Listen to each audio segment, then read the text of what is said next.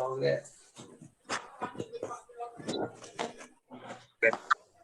इसे तो दिनावर लंदन से किया गया है। तेला और फिर दादी ने यार नहीं ज्यादा ठीक है देगा अपने आप देता है पक्का कपड़े हम देंगे मुंह तो बना नो मीट खाओ तो आओ।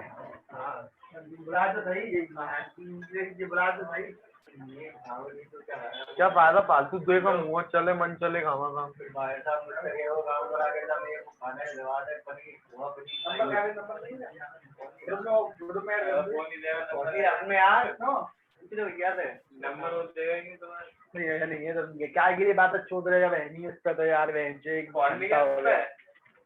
अरे तो भाई ना ओए भोसली वाले सही बता नहीं गाना मान लूंगा जिसने मोबाइल दिख गया उसने चढ़ा के ले गया मैं हम नहीं है अब कुछ भी कर देगा तुम हम नहीं सुनना भाई यार करना भाई यार आराम से सीधा करा दो बिल्कुल गिर गया ना बेटा काम रखियो जितना ही घंटा हो जमा पड़ा बिल्कुल बुलाना नहीं आ रहा बात कर रहे ना बिल्कुल रखी बोलेगा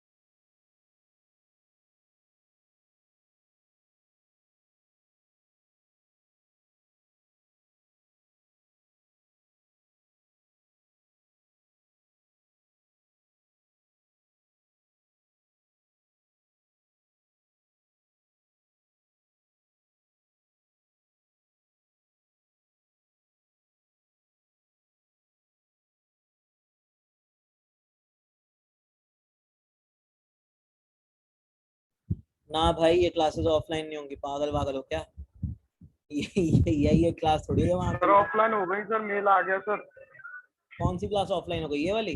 तो सारी अभी 13 तक ऑनलाइन लिखी है बस, उसमें उसके बाद सर फेस टू फेस भी लिखा है सर उसमें। भाई मतलब ही नहीं ऑफलाइन होने का, ये ऑनलाइन ही होगी। हाँ सर, नहीं सर उसमें मेल में लिखा है सर, आप एक बार चेक कर लो सर, मैं अगर आपको मेल फॉरवर्ड कर देता। मेल में लिखा होगा बट होगी ऑनलाइन ही भाई, ये ऑफलाइन नहीं होने वाली। तो सर आप भी आए हो सर कॉलेज? हाँ भाई माफ करो, सर तुम लोग रहो। ना तुम लोग रहो भाई वहाँ पे।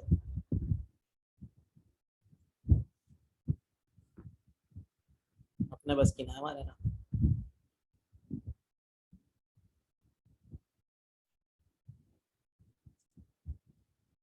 सर हमारा जीएलए तो विजिट कर दो सर एक बार। क्या कर दूं? जीएलए को विजिट कर लो सर एक बार। कर लेंगे भाई, लेकिन अभी इतनी जल्दी क्या है भाई? अभी बहुत बहुत ज्यादा मैं, मतलब समझ रहे हो, ऑक्यूपाइड रहता हूँ इस टाइम पे।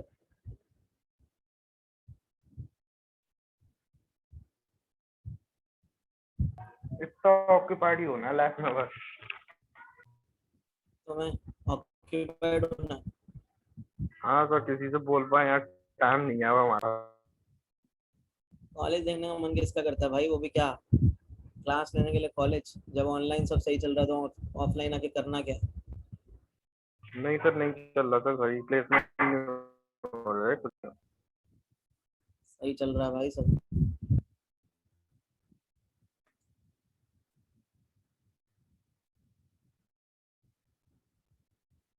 अरे तो हॉस्टल की तुम्हारी फीस है भाई, तुम लोग भरोगे ना वो। तुम जाओ, आराम से जाओ, बैठो।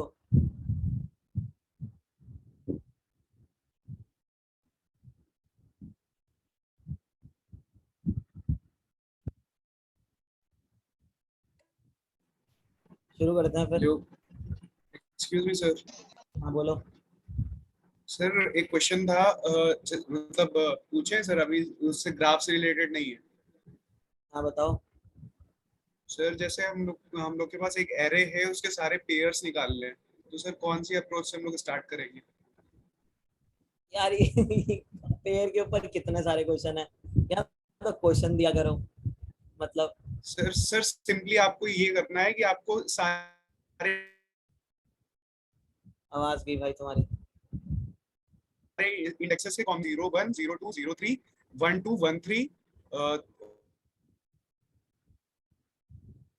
23 2 करा देना आप।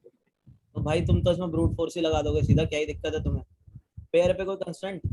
नहीं सर, वो तो सर वही पूछ रहा था सर, ब्रूट फोर्स तो लगा ही लेंगे, मतलब ऐसा और भी कुछ होता है कि कॉम्प्लेक्सिटी वगैरह कम करने के लिए कुछ और कर सकते हैं? सारे पेड़ निकालने तो तुम और क्या ही कर लोगे फिर इसमें? यहाँ तो कोई सर स्पेशल टाइप एक का, कुछ स्पेशल टाइप का पूछा होता उन्होंने कि भाई मतलब सर के लिए एक चीज और। हाँ सर जैसे मतलब एक इसको हम लोग उससे भी कर सकते हैं, सब सीक्वेंसेस से भी, तो सर उसकी टाइम कॉम्प्लेक्सिटी ज्यादा आती है कि इसकी? भाई, सब सीक्वेंस से क्यों करूंगा मैं इस चीज को? मुझे पेयर निकालने हैं। सर सीक्वेंस की लेंथ तो वेरी कर सर सकते हैं। पेयर पेयर तो दो ही लेंथ का होता है, तो अगर मैं सब सीक्वेंसेस लगाऊंगा तो सब सीक्वेंसेस में हर लेवल पे दो रिकर्सिव कॉल लग रही है, हर स्टेट से दो रिकर्सिव कॉल बाहर जा रही है, उसकी कॉम्प्लेक्सिटी एक्सपोनेंशियल हो जाएगी। क्यों करूंगा मैं वो काम? की पावर एन में जाएगी ना सर उसकी तो। और सर क्या? वही पूछ रहा था कि मतलब कि हमेशा हम लोग को अगर पेयरिंग वाला प्रॉब्लम है तो हम लोग को ब्रूट फोर्स से ही शुरू करना चाहिए, और एडजस्ट करने के लिए हैशिंग वगैरह यूज करनी पड़ेगी कि ऐसा नहीं, मतलब रिकर्सिव? वो वो डिपेंड करेगा तुम्हारे पेयर टू पेयर। सीधी बता, जैसे अगर मैं तुम्हें बोलूं कि तुम्हें एक ऐसा पेयर निकालना है जो कि एक सम को टारगेट करता हो, तो तुम्हें वहां पे एन स्क्वायर से भी कम में जा सकते हो तुम। सीधी बात है, वहां पे सर तुम 2 सर करोगे। सर हैकर रैंक पे ट्रीज का एक क्वेश्चन है सर, उस मैक्सिमम एरे करके सर, सर उसमें ये बोला गया है कि मतलब आप लोग को आई जे पेयर ऐसा बताना है कि उस सब सीक्वेंस के लिए, मतलब उस सब एरे के लिए जो मैक्स सर। अच्छा मैं भेज दूंगा सर आपको सर, क्वेश्चन का लिंक दे हैकर रैंक देना का। मेरे को, क्वेश्चन का लिंक दे देना मेरे को। यस लिंक दे देना, फिर देख लेंगे उसको।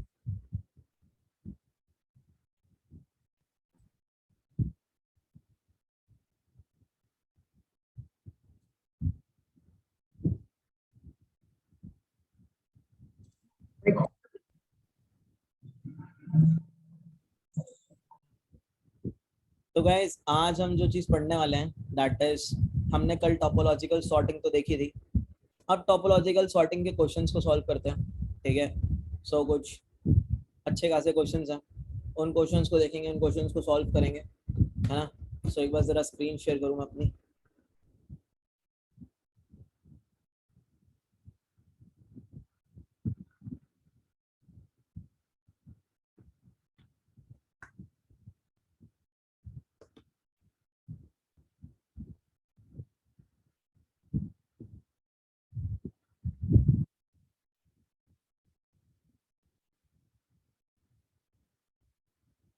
क्या हो रहा है ये?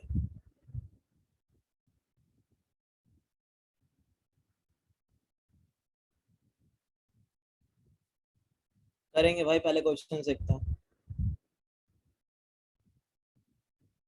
ठीक है,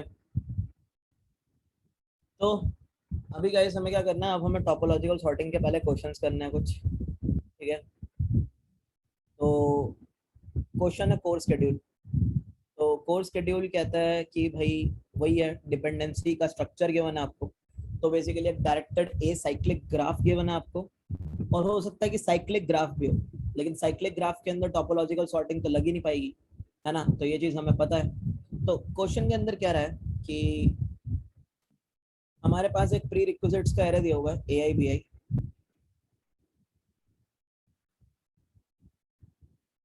ठीक है, अब इस प्री रिक्विजिट्स के एरे के अंदर क्या है, जैसे मान लो अब कल हमने ये चीज डिस्कस करी थी आई गेस। ठीक है, जिसके अंदर हमने देखा था कि कुछ ऐसा सा हमारा ग्राफ बना था, है ना, अगर याद हो तो।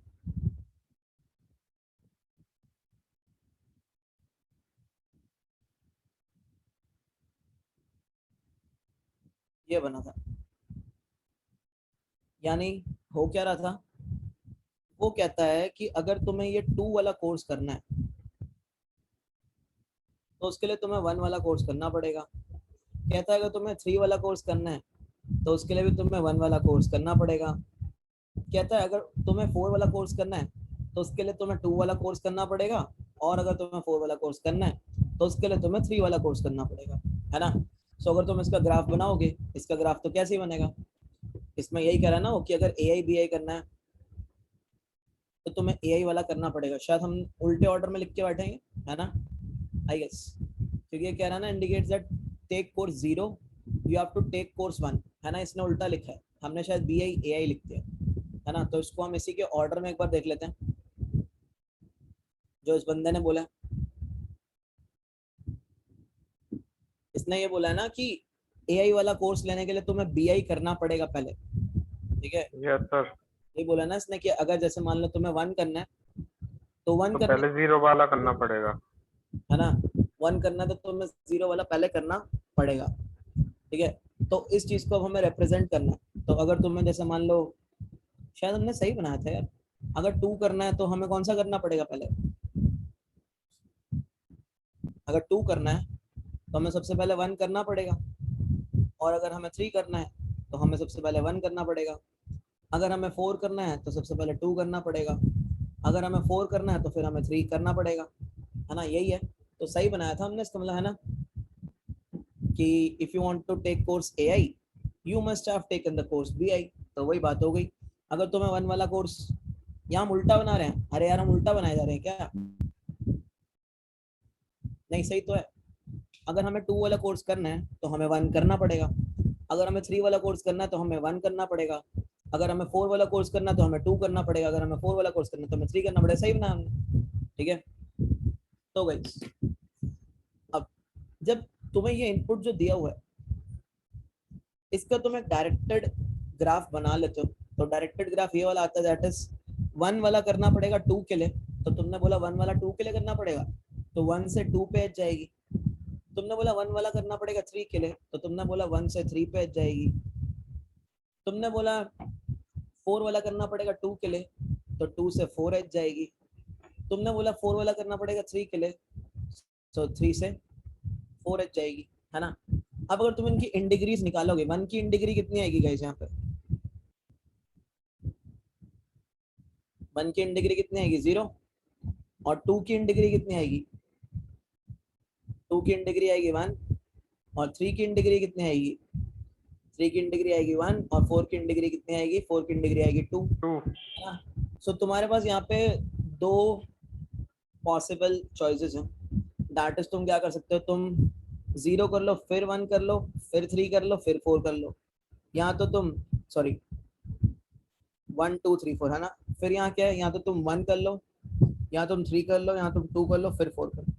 सो ये 2 तुम्हारे पास टोपोलॉजिकल ऑर्डरिंग्स रहती हैं इसकी। तो अगर टोपोलॉजिकल ऑर्डरिंग हो पाती है तो तुम बोलते हो ट्रू कि हम टोपोलॉजिकली ऑर्डर कर पाएंगे। अब अगर मान लो मेरे पास कुछ ऐसा है, जैसा इन्होंने दूसरा इनपुट दिया है 1 0 0 1, 1001 वाला इनपुट क्या कहता है कि अगर तुम्हें 1 वाला कोर्स करना है तो तुम्हें 0 वाला करना पड़ेगा। ठीक है, तो मैंने बोला 0 वाला करना पड़ेगा 1 से पहले, तो 0 ने अपनी डिपेंडेंसी बनाई 1 पे। लेकिन अब क्या पंगा हो गया, कहता है अगर तुम्हें 0 वाला करना था जीरो वाला करना है तो हमें 1 वाला भी करना होगा। तो ये क्या बन गया गाइस, ये एक साइकिल। डायरेक्टेड साइक्लिक ग्राफ बन गया ना, डीसीजी बन गया डैक की जगह। तो टोपोलॉजिकल सॉर्टिंग किस पे होती है, डैक पे होती है। और हमें यहाँ पे दिखाई दे रहा है कि अब हम एक डेडलॉक के अंदर फंस चुके हैं, और डेडलॉक के अंदर फंस चुके हैं तो हम तो कोई सा भी कोर्स कर नहीं पाएंगे।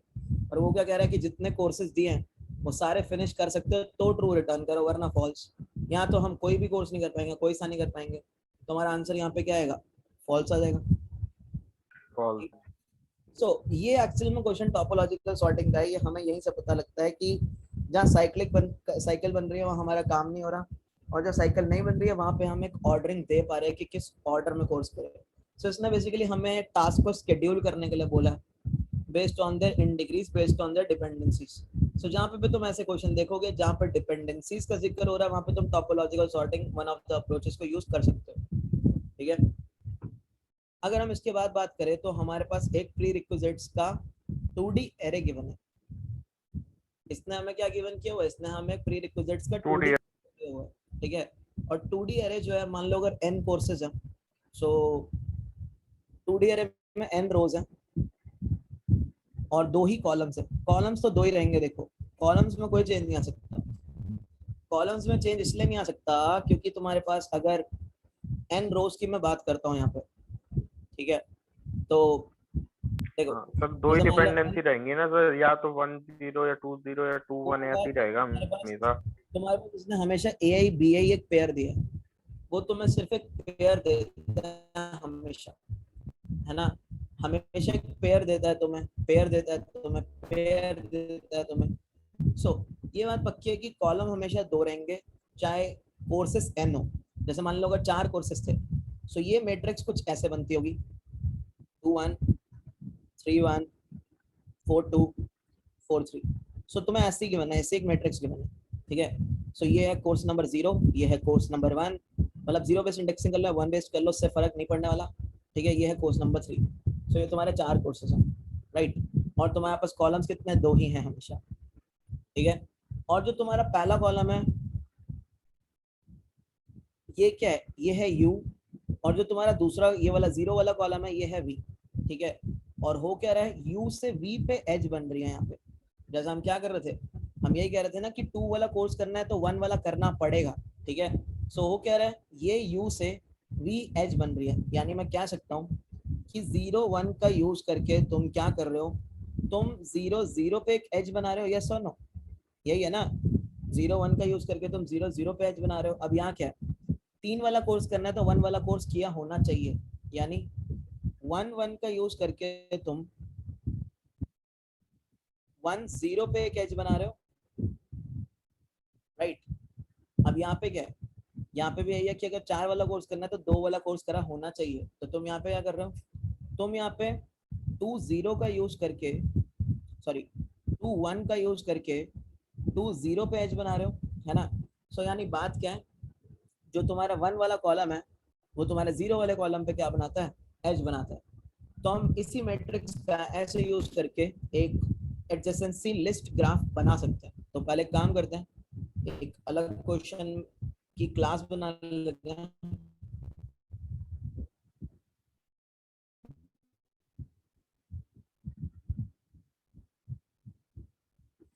और क्लास का नाम क्या है, क्लास का नाम है कोर्स शेड्यूल। ठीक है, और जो हमारा ग्राफ है, इस ग्राफ वाली क्लास को हम कॉपी कर लेंगे पूरी को, इसके अंदर से जो चीजें नहीं चाहिए उनको हटा देंगे। जैसे हमें ग्राफ के अंदर मेन मेथड नहीं चाहिए, क्योंकि ग्राफ क्या, ग्राफ हमारी सब क्लास बन रही है, तो मेन मेथड इसके अंदर तो हमें नहीं चाहिए। ठीक है, ग्राफ वाली क्लास को तुम्हें अगर मेन से इसका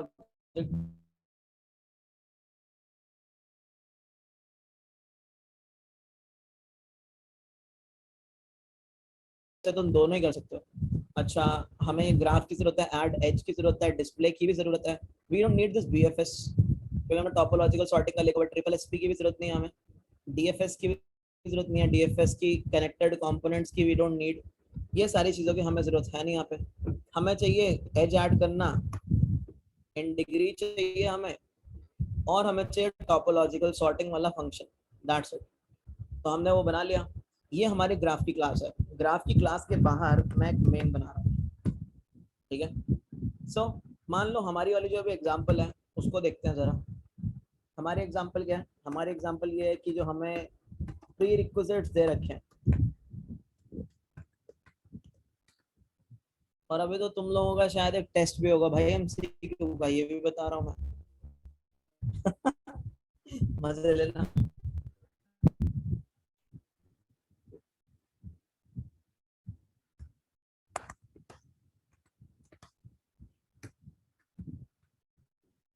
टू वन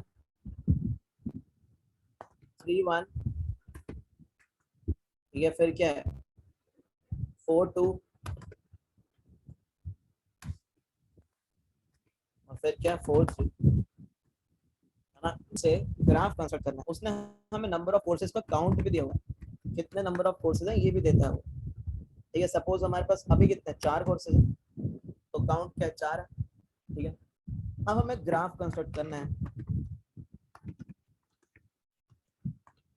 वर्टिसेस हमने पहले से ग्राफ के अंदर इंक्लूड कर रखे हैं, नम भी हमने इंक्लूड करके कल ही बैठे थे, क्योंकि हमने देखा था कि डायरेक्टेड ग्राफ के अंदर, गाइस एक चीज याद रखना, डायरेक्टेड ग्राफ के अंदर ये चीज पक्की नहीं है कि तुम्हारी एडजेसेंसी लिस्ट में सारे के सारे एजेस आ रही होंगी। जैसे अगर मैं बात करता हूँ, तुम्हारा अगर ग्राफ सिर्फ इतना है तो तुम्हारी एडजेसेंसी लिस्ट में क्या आएगा? तुम्हारी एडजेसेंसी लिस्ट में सिर्फ ये आएगा, है ना। क्या कहीं पे भी तुम्हारी एडजेसेंसी लिस्ट के अंदर 1 वाली वर्टेक्स इंक्लूड हुई है? मतलब की में नहीं हुई है ना। तो हमने कल टोपोलॉजिकल सॉर्टिंग में देखा भी था कि जब हम टोपोलॉजिकल सॉर्टिंग कर रहे थे तो हम स्पेशली गेट और डिफॉल्ट का यूज कर रहे थे यहाँ पे। बिना गेट और डिफॉल्ट के काम नहीं कर रहे थे यहाँ पे टोपोलॉजिकल सॉर्टिंग में, यहाँ पे, है ना। गेट और डिफॉल्ट का यूज कर रहे थे। अगर हम यूज नहीं करेंगे, जो वर्टेक्स हमें नहीं मिलेगी वो हमारे लिए पंगे करेगी, ठीक है। सो और हाँ, एक चीज और भाई, अगर तुम्हारा ग्राफ है, मान लो इस ग्राफ का बीएफएस निकालना है, तो जब तुम बीएफएस इसका निकालोगे तो मान लो तुमने 1 को पुट किया था, 1 निकाला था, तो मान लो ये वाली जो एज होती, ये ऐसे ना होती है, ऐसे होने की जगह पे ऐसी होती। सो अब क्या तुम 1 का नेबर 3 डालते क्या क्यों में कि 1 का नेबर 3 है? नहीं डालोगे, ठीक है। अगर एज खुद को पॉइंट कर रही है तो नहीं डालोगे तुम। ये मत देखो, इसका मतलब क्या है? इसका मतलब ये है कि 1 जो है, जो 3 है वो 1 को पॉइंट कर रहे हैं, यानी 3 का नेबर 1 है लेकिन 1 का नेबर 3 है, इसका ये मतलब नहीं है। याद रखना इस चीज को भाई, ये चीज मैं तुम्हें बता चुका हूँ, ठीक है। और ये चीज पूछी जाएगी तुमसे, ठीक है। ये कह रहा हूँ, यहाँ मतलब ये कि 1 का नेबर 3 है, 3 का नेबर 1 नहीं है ये, ठीक है। कहीं इसका उल्टा कर दो, इतनी सेंस लेके चलना, ठीक है। सो वर्टिसेस कितने होंगे हमारे ग्राफ में? जितने हमारे कोर्सेज होंगे, देख सकते हो तुम, यही ग्राफ है ना हमारे, 4 वर्टिसेस है ना। तो जितने कोर्सेज होंगे उतने हमारे वर्टिसेस होंगे। सो उतने वर्टिसेस का हमने ग्राफ बना दिया। गाइस अब हमें एडजेसेंसी लिस्ट क्रिएट करनी है इस प्री रिक्विजिट वाली मैट्रिक्स से। सो मैंने तुम्हें क्या बताया था एडजेसेंसी लिस्ट क्रिएट करनी है? तो सबसे पहले तो एक काम करो,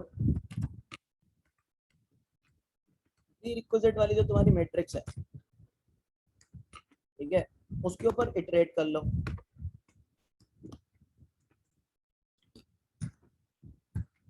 ठीक है। अब क्या होगा यहाँ पे, अगर तुम देखोगे यहाँ पे एक चीज, सो गाइस यहाँ पे 0 पे 2 1, 1 पे 3 1, 2 पे 4 2, 3 पे 4 3, मतलब i की वैल्यूज है ये। i की वैल्यू 0, i की वैल्यू 1, i की वैल्यू 2, i की वैल्यू 3। सो गाइस अभी यहाँ पे क्या हो रहा है? यहाँ पे कौन से वाला कॉलम दूसरे पे एज बना रहा है, ये बताओगे? यहाँ पे कौन से वाला कॉलम दूसरे पे एज बना रहा है? 0 वाला कॉलम 1 पे एज बना रहा है या 1 वाला कॉलम 0 पे एज बना रहा है? 1 वाला 0 पे। क्या सिचुएशन? सारे लोग बताओ एक बार, 0 वाला 1 पे बना रहा है, 1 वाला 0 पे बना रहा है, क्या केस क्या है यहाँ पे?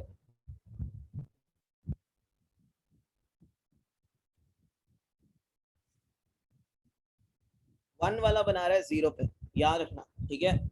यानी जो 0 1 है that is creating a edge on 0 0, क्योंकि उन्होंने लिखा हुआ है कि पहले ये वाला कोर्स करो फिर ये कोर्स होगा, यानी 1 वाला कोर्स करो फिर 2 वाले कोर्स पे जाओ, है ना। सो ये चीज तो आसान ही है करनी। तो इसका मतलब क्या है, जो हम अपना ऐड एज फंक्शन यूज करते थे, ऐड एज के अंदर हम 1 वाले को क्या कर देंगे, i1 वाले को u बना देंगे और i0 वाले को क्या बना देंगे, v बना देंगे, राइट। तो बस इतनी आसानी सी चीज है। कल मेरे से किसी ने पूछा था, शायद निधि ने पूछा था, किसने, आपने पूछा था ना शायद, कि अगर दूसरी चीज हो, मतलब कोई और इम्प्लीमेंटेशन है तो हम क्या करेंगे, है ना। तो हम ऐसे करेंगे, हम क्या करेंगे, हमारे पास u क्या है, u is prerequisites i1,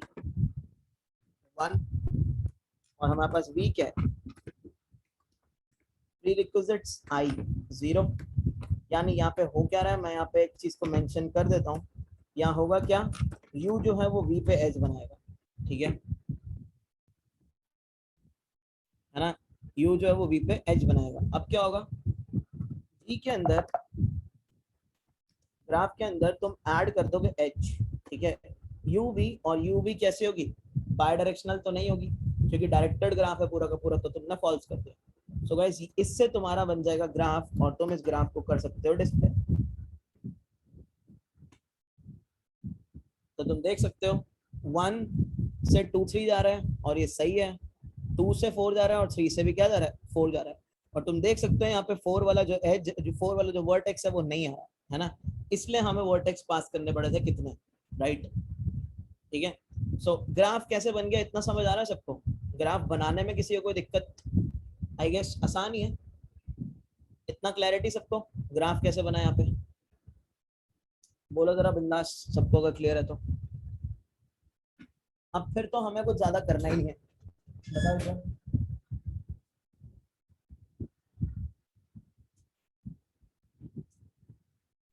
मुझे लग रहा है अब तुम्हारा बैच भी मतलब मरा गिरा सा हो गया, पढ़ना वढ़ने का अब तुम्हारा कोई मूड नहीं है एक्चुअल में।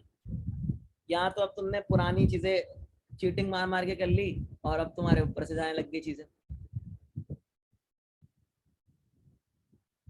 भाई छोड़ दो भाई, मतलब प्रोडक्ट बेस्ड कंपनियां क्या करोगे जाके, मतलब दम चाहिए इस काम के लिए,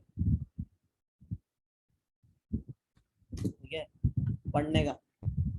अच्छा गाइस जब इतना हो गया, ऐड कर लिया एच, तो हमारा ग्राफ भी डिस्प्ले हो गया। अब हमें क्या करना है, अब हमें इस ग्राफ की टोपोलॉजिकल सॉर्टिंग करनी है। बट यहाँ पे चीज क्या है, बात यहाँ पे ये है कि मान लो टोपोलॉजिकल सॉर्टिंग तो सिर्फ एक डैग की होती है, डायरेक्टेड अनसाइक्लिक ग्राफ, है ना।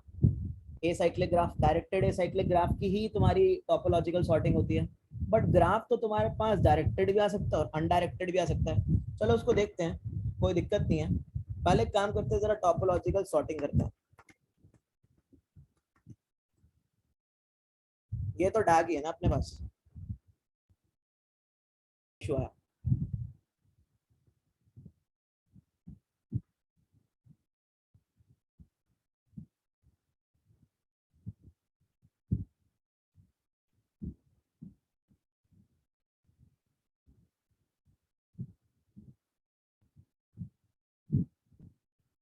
अच्छा हाँ गाइस एक चीज और, क्योंकि हम यहाँ पे 1 2 3 4 भेज रहे हैं, और हमने नंबर ऑफ कोर्सेज कितने भेजे थे, 4, है ना। सो वो क्या कर रहा है, वो 4 वाले वर्टेक्स को एक्सेस करने की कोशिश कर रहा है, ठीक है। बट हमारा तो एरे का साइज ही कितना है, एरे का साइज ही 4 है ना यहाँ पे, है ना। सो हमें क्या करना पड़ेगा, अब जैसे यहाँ पे तुम्हारा जो वर्टेक्स है, वहाँ लीड कोड में तो उन्होंने 0 से ही शुरू किया हुआ है, ठीक है। मतलब उन्होंने ये चीज लिखी हुई है कि जो ए आई बी आई है वो क्या होंगे, 0 से ही शुरू होगा, ठीक है। तो यहाँ कोई ऐसा दिक्कत आएगी नहीं। लेकिन हमने किससे शुरू किया है, हमने 1 से शुरू किया हुआ है यहाँ पे, इसलिए ये दिक्कत आई है, ठीक है। ये चीज याद रखना कि हमने से शुरू किया इसलिए दिक्कत आई है। तो हमें अपने केस में यहाँ पे साइज बढ़ाना पड़ सकता है, ठीक है। तो हम अपना साइज यहाँ बढ़ा देते हैं, है ना। हमने साइज क्यों बढ़ाया, हमारे पास जो लिस्ट है उस के अंदर 4 साइज के अरे में 4 इंडेक्स तो एक्सेसिबल नहीं होता ना, इसलिए 1 2 3 4 ठीक है। मतलब 0 तो ऑब्वियसली नहीं आना चाहिए, उसने कोर्सेज का नंबर ही 0 से शुरू किया, ताकि अब यहाँ पे 0 ऐड हो गया। 0 क्यों ऐड हो गया गाइस? यहाँ पे आई की वैल्यू ना, आई की वैल्यू 0 है, तो तुम्हें यहाँ पे एक और चीज करनी पड़ेगी, वर्टेक्स 0 को तुम क्या करोगे? एक्सक्लूड करोगे तो चलाओगे, है ना। वर्टेक्स जो 0 वाला है वो तुम्हारा एक्सक्लूड होगा, है ना, जो वर्टेक्स की वैल्यू है। अब आएगा तुम्हारा 1 2 3 4 ठीक है। सो आई गेस ये तुम्हारा सही आ रहा है ना, यही था। मतलब कोई भी एक ऑर्डरिंग ले सकते हो तुम, 1 2 3 4 या 1 3 2 4, कोई भी एक ऑर्डरिंग अपने पास आ गई है, ठीक है। प्रॉब्लम कहाँ आएगी जानते हो? प्रॉब्लम आएगी ऐसे केस में,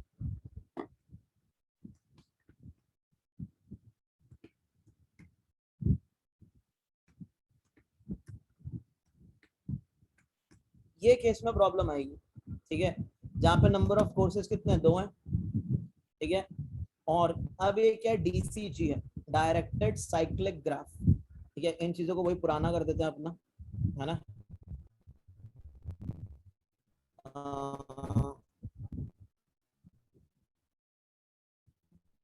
और यहाँ पे भी, क्योंकि हम भी 0 से ही करते हैं। अब यहाँ प्रॉब्लम आएगी, ठीक है। यहाँ पे जो तुम्हारे पास विजिट नहीं कर पाओगे तुम, देखो यहाँ क्या आता है, कुछ प्रिंट नहीं हो सका, है ना, कुछ भी प्रिंट नहीं हो सका इसका। यानी क्या है? तुम कोई एक कोर्स भी नहीं कर पाए इस वाले केस में, ठीक है। इस केस में तुम कोई एक कोर्स भी नहीं कर पाए। मान लो तुम्हारे पास ऐसा ऑर्डर होता तो तब बताओ जरा, तुम कौन सा कोर्स कर पाते, ये बताना।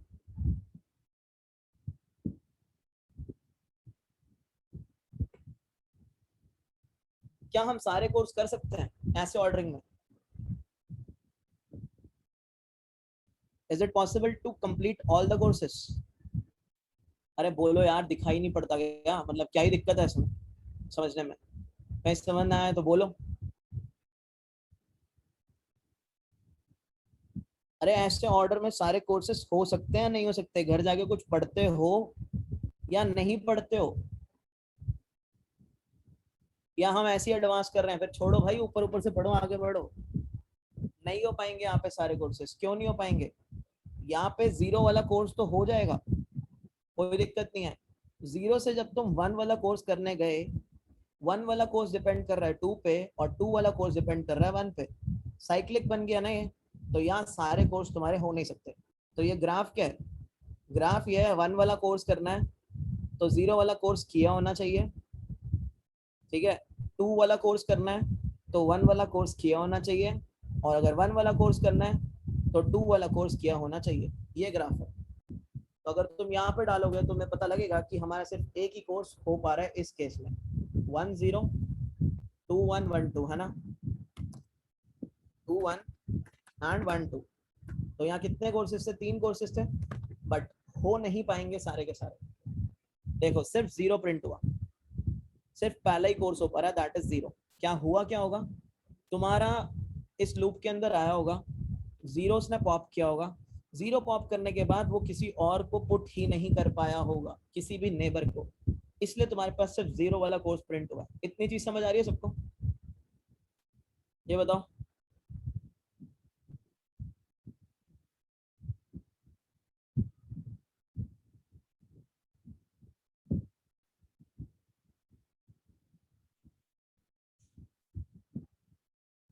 ठीक है, तो हमें क्या चेक करना है? हमें चेक करना है ना कि हमारे सारे कोर्सेस कंप्लीट हो जाएं, तभी हम ट्रू रिटर्न करें, यस और नो। हमें तो यही देखना है कि हमारे सारे कोर्सेज पूरे हो जाएं, तब हम ट्रू रिटर्न करें। अगर हमारे सारे कोर्सेज नहीं हो पाते तो हम फॉल्स रिटर्न कर दें। तो सबसे पहले तो हम अपने टोपोलॉजिकल फंक्शन को चेंज करेंगे बूलियन में, ठीक है। इसके अंदर नंबर ऑफ कोर्सेज पास करेंगे, कितने हैं, कितने करने के लिए हैं, ठीक है। फिर मैंने क्या किया? मैंने काउंट ले लिया कि अभी तक कितने कोर्सेज हुए हैं, 0। अभी तक कितने कोर्सेज हैं मेरे? अभी तक 0 कोर्सेज हैं। अच्छा मेरे को एक बात बताओ, जो कोर्सेज मेरे क्यू के अंदर ऐड हो गए, इसका मतलब वो कोर्स तो हो गए, यस और नो? मतलब जिन कोर्स की इन डिग्री 0 हो गई, उन कोर्स को तो तुम कर सकते हो, क्योंकि तुम कोर्स को कर कब सकते थे? जब उसकी इन डिग्री 0 हो जाती थी, सही बात है ना। तो मैंने क्या किया? मैंने बोला जितने कोर्सेज की इन डिग्री 0 है वो कोर्स तो मेरे हो चुके हैं, ठीक है, वो कोर्स तो मेरे हो चुके हैं, क्योंकि वो तो तुम्हारे पॉप होंगे और प्रिंट होंगे, राइट। तो यहाँ पे भी तुम यही काम तो करोगे, जिन कोर्सेज की इन डिग्री 0 हो चुकी है वो कोर्सेज तो तुम्हारे हो चुके हैं, है ना। मतलब जिनकी इन डिग्री 0 हुई थी वही कोर्सेज तुम्हारे बीएफएस में ऐड हुए थे, वही कोर्सेज बीएफएस से पॉप होंगे और वही कोर्सेज प्रिंट होंगे, राइट। सो यहाँ तुम क्या कर सकते हो, या तुम काउंट को प्रिंट करके अब देख सकते हो, है ना। यहाँ तुम काउंट को प्रिंट करके अब देख सकते हो इस वाले के लिए, जैसे जो अभी हम चला रहे हैं यहाँ पे सिर्फ एक कोर्स हुआ होगा, एक सेकेंड,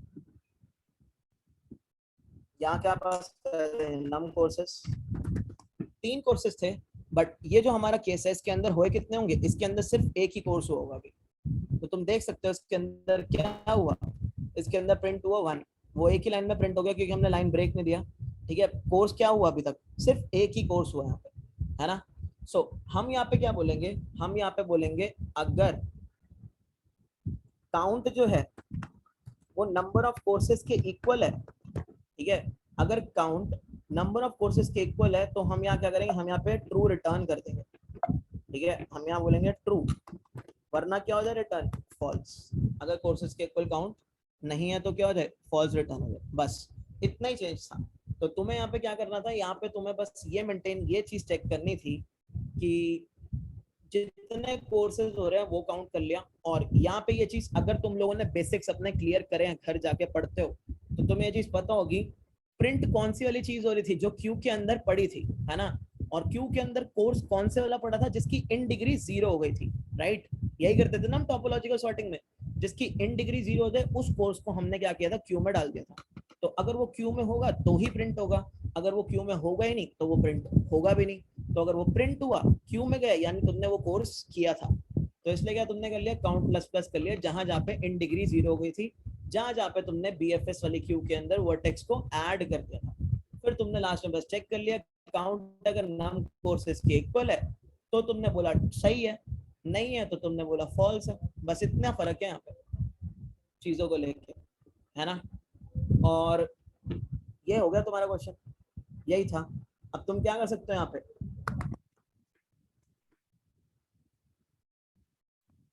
प्रिंट करके देख सकते हो कि तुम्हारे कोर्सेज होंगे या तुम्हारे कोर्सेज नहीं होंगे। क्या कर दिया उसने, फॉल्स, उसने बोला इस केस में तुम्हारे कोर्सेज नहीं होंगे, ठीक है।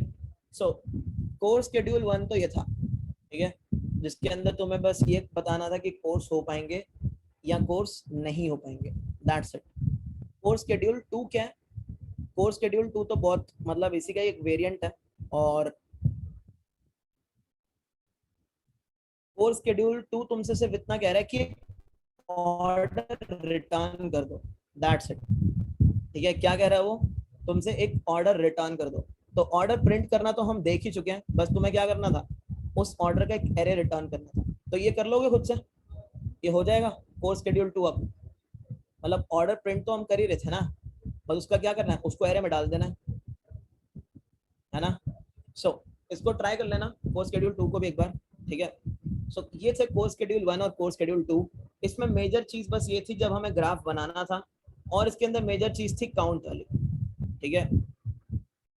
हाँ उसी को एरे में ऐड कर देंगे नित्या, बट एक चीज और है, इस चीज को नोटिस करना, उसने ये भी बोला हुआ है कि इन केस मान लो कि अगर यहाँ पे शायद वो कोई ऐसे इनपुट दे दे जिसमें कोर्सेज फिनिश ही ना हो, ठीक है, तो वहां पे भी तुम्हें उसके भी एरे का ध्यान रखना होगा। जब तुम करोगे वो केस तुम्हें समझ आ जाएगा, ठीक है। सो गाइस ये था कोर्स शेड्यूल। अब एक और क्वेश्चन हमें देखना है, दैट इज एलियन डिक्शनरी।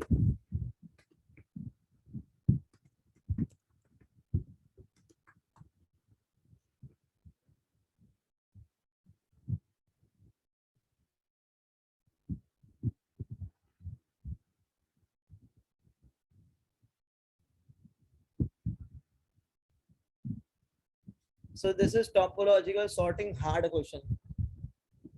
और तुम देख सकते हो Google, Facebook, Twitter, Snapchat, Airbnb, pocket James, सब जगह पूछा गया। पढ़ो एक बार इस क्वेश्चन को।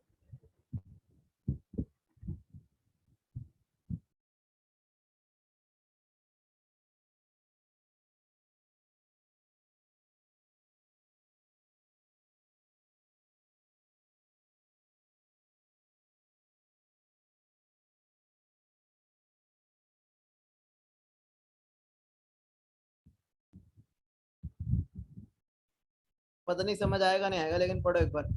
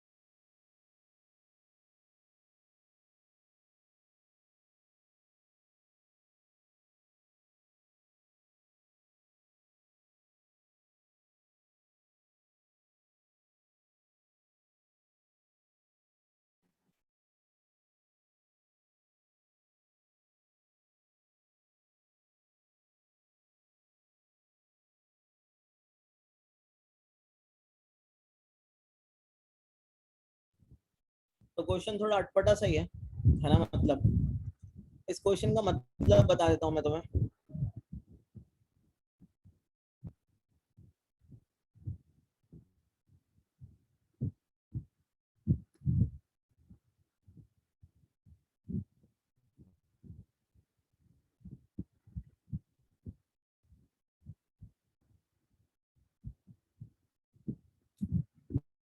ठीक है, तो ये जो क्वेश्चन है, ये क्वेश्चन कुछ इस प्रकार है कि मान लो तुम्हारे पास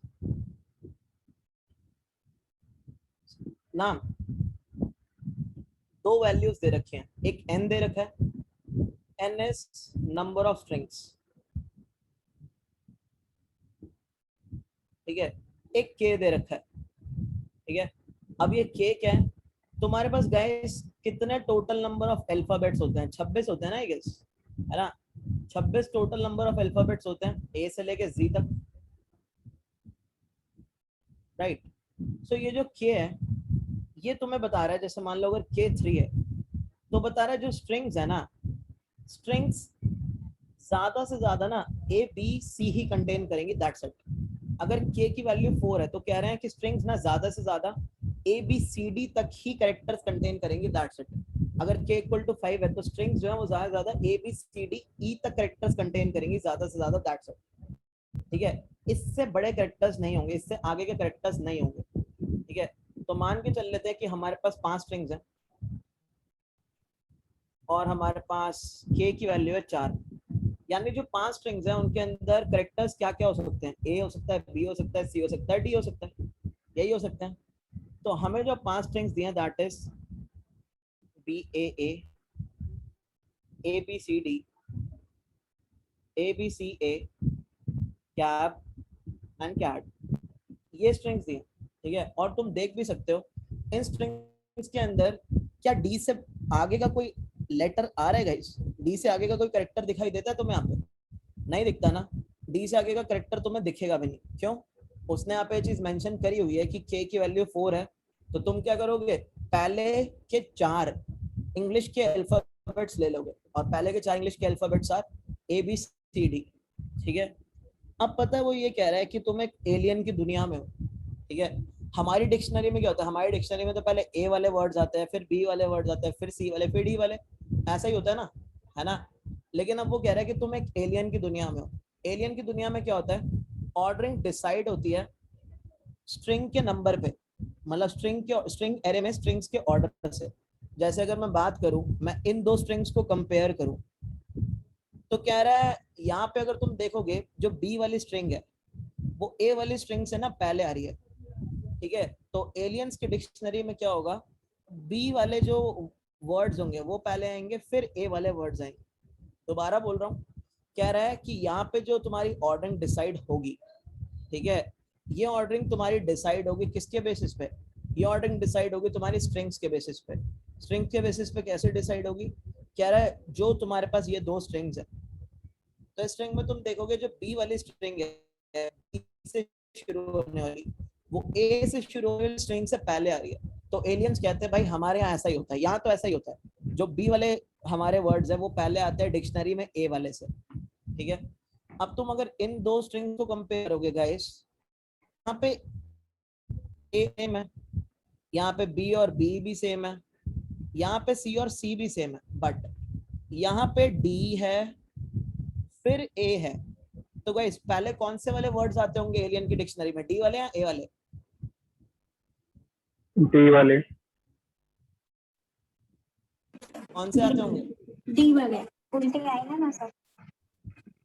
डी वाले पहले आएंगे, है ना, डी वाले पहले आएंगे, पहले ए से भी पहले आएंगे। ठीक है, तो क्या हुआ यहाँ पे, यहाँ आया डी पहले फिर आया ए, है ना। अब इन दोनों में कंपैरिजन करोगे तो तुम्हें क्या पता लगता है, जो ए वाले वर्ड्स हैं वो एलियंस के वहां पे सी से पहले आते हैं, है ना। और जब तुम इनको कंपैरिजन करोगे तो तुम्हें ये चीज पता कि जो बी होगा डी से पहले, ठीक है। तो आई गेस हमारी ऑर्डरिंग यहाँ पे ये बनी, ठीक है। सो वो ये करने को कह रहा है तुम्हें, वो तुमसे कह रहा है आंसर रिटर्न करो बी ए सी, ये करने को कह रहा है वो तुमसे, आंसर रिटर्न करो बी डी ए सी। जैसे अगर तुम इसको लेते हो,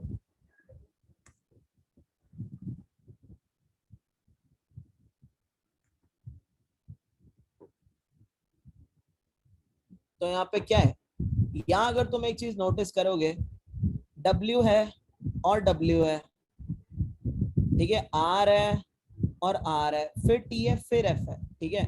तो T वाले जो वर्ड्स होंगे वो F से पहले आएंगे, ठीक है।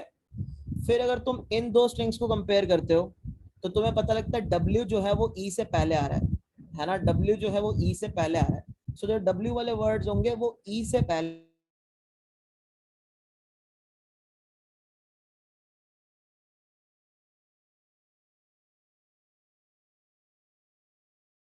E से पहले आएंगे। फिर जब तुम इन दोनों को कंपेयर करते हो तो तुम्हें पता लगता है R से पहले क्या आएगा, E आएगा। सो तुम्हारी ऑर्डरिंग क्या बन गई, WERTF। सो तुम्हें प्रिंट भी क्या करना है, तुम्हें यही प्रिंट करना है वर्ड। किसको ये क्लियर नहीं हुआ, किसी को कोई डाउट? यहाँ पे लोग आते हैं अटेंडेंस लगाने और फिर ये बोलते हैं 50,000 की जॉब दे दो इंटर्नशिप। मजाक है क्या भाई? यहाँ पे हर चीज को नॉर्मल क्लास समझ रखा है, चाहे कोई हो। किसी को इस क्वेश्चन में डाउट, सब समझ आ गया ये क्या क्वेश्चन है? यस सर आ गया। पहले वाला एग्जांपल भाई कुछ नहीं है, पहले वाला एग्जांपल ये है कि ये था ना, तो यहाँ पे क्या हो रहा है, देखो यहाँ तुम्हें कुछ नहीं करना है, यहाँ तुम्हें कंपैरिजंस करना है। अगर मैं अब इसकी एकदम सही अप्रोच की बात करता हूँ तो यहाँ पे हो क्या रहा है ना, ये देखते हैं। देखो जो एलियन है उसके वहां पे ऐसा नहीं है कि लेक्सिकोग्राफिकल वे में सॉर्ट है चीजें, ठीक है, कि ए वाले वर्ड्स पहले, बी वाले वर्ड्स पहले, फिर सी वाले, फिर डी वाले, ऐसा नहीं है। यहाँ पे क्या है, वो कहता है स्ट्रिंग की नंबरिंग पे डिपेंड करेगा। ये स्ट्रिंग जो है ये इससे पहले आ रही है और इसके अंदर जो बी वाला लेटर है, मतलब बी से स्टार्ट हो रही है स्ट्रिंग और ये स्ट्रिंग ए से स्टार्ट हो रही है। सो बी से स्टार्ट होने वाली स्ट्रिंग ए से स्टार्ट होने वाली स्ट्रिंग से पहले है। तो वो कहता है पहले बी वाले नंबर्स हैं, पहले बी वाली स्ट्रिंग्स आएंगी फिर ए वाली स्ट्रिंग्स आएंगी, उसका ये मतलब है। फिर जब ये इन दोनों को कंपेयर करता है तो कहता है यहाँ तो दोनों की दोनों ही स्ट्रिंग ए से स्टार्ट हो रही है। फिर बोलता है दूसरा करेक्टर भी इनका बी है, फिर बोलता है तीसरा करेक्टर भी इनका बी है, फिर बोलता है डी ए। तो बोलता है जो डी वाली स्ट्रिंग्स है ना वो ए वाली स्ट्रिंग से पहले आ रही है, ठीक है। सो उसने क्या किया, ए वाले को और पीछे किया। उसने बोला जो डी वाली स्ट्रिंग्स है वो ए वाली स्ट्रिंग से पहले है, ठीक है। लेकिन अभी तुम्हें ये नहीं पता, चलो डी वाली स्ट्रिंग्स ए वाले से पहले है तो ये भी तो हो सकता है ना, ये भी हो सकता है। इसमें भी जो डी वाली स्ट्रिंग्स है वो ए वाले से पहले है। अभी तुम्हें बी और डी का ऑर्डर क्या है ये नहीं पता, ठीक है। अब तुमने क्या किया, अब तुमने इन दोनों को कंपेयर किया तो तुम्हें पता लगता है जो ए वाली स्ट्रिंग है वो सी वाली स्ट्रिंग से पहले है, तो मान लो तुमने यहाँ पे दोनों ऑर्डर में सी लगा दिया ए के बाद, ठीक है। फिर तुमने यहां से पता किया कि सी ए तो कॉमन था, जो बी वाली स्ट्रिंग है वो डी वाली स्ट्रिंग से पहले आ रही है। अब तुम्हें पता लगा कि ये वाला ऑर्डर वाज करेक्ट, सो तुम्हें प्रिंट क्या करना है, तुम्हें ये प्रिंट करना है, ठीक है। क्लियर है इतनी चीज? सर बोलो। सर ये पूछ रहे थे कि जैसे ये बी ए वाली जो स्ट्रिंग है, इसमें आखिरी वाला जो ए है हाँ ना, तो वो अगर हम लोग इसमें ए बी सी डी वाली स्ट्रिंग से मैच कर रहे हैं तो इससे ये भी तो पता चल सकता है सर कि ए वाली स्ट्रिंग से जो भी लेटर्स शुरू होंगे वो सी वाली से पहले आएंगे। कहाँ पता लग रहा है भाई? मैं आगे मैच क्यों करूंगा? मैं क्यों अपना टाइम वेस्ट करूंगा स्ट्रिंग को ऐसे मैच करते हुए? अगर मुझे पहला ही लेटर यहाँ पे अनइक्वल मिल गया तो मैं बस यहीं छोड़ दूंगा, फिर मैं अगली स्ट्रिंग को मैच करूंगा यहाँ पे। मैं से क्यों सर जब हमें इक्वल मिलेगा जब ही हम आगे बढ़ेंगे ना, वरना तो वहां से ब्रेक कर देंगे। इक्वल मिलेगा तो हम आगे क्यों बढ़ेंगे? मतलब हाँ, इक्वल मिलेगा तो हम आगे बढ़ेंगे, सही कह रहे हो। हाँ वही तो आगे बढ़ेंगे। गाइस जो तुम यहाँ पे अप्रोचेस सोच रहे हो हर स्ट्रिंग को कंपेयर करने वाली, यहाँ 4 स्ट्रिंग है, 4000 स्ट्रिंग दे दूंगा तो क्या करोगे? Okay sir okay. अगर मैं यहाँ पे तुम्हें, यहाँ तो इन्होंने खैर कंस्टेंट नहीं लिखे हुए, अगर मैं तुम्हें यहाँ पे 4000 स्ट्रिंग दे दूँ तो क्या करोगे तुम? 4000 स्ट्रिंग्स कह रहे हैं तो ऑब्वियसली यहाँ पे तुम्हें कोई ढंग की सी अप्रोच सोचनी पड़ेगी, ठीक है। इससे तो काम नहीं चलेगा। यहाँ पे सेकेंड लेटर को कंपेयर करके तुम सीक्वेंस कैसे बता सकते हो ऐश्वर्या? यहाँ पे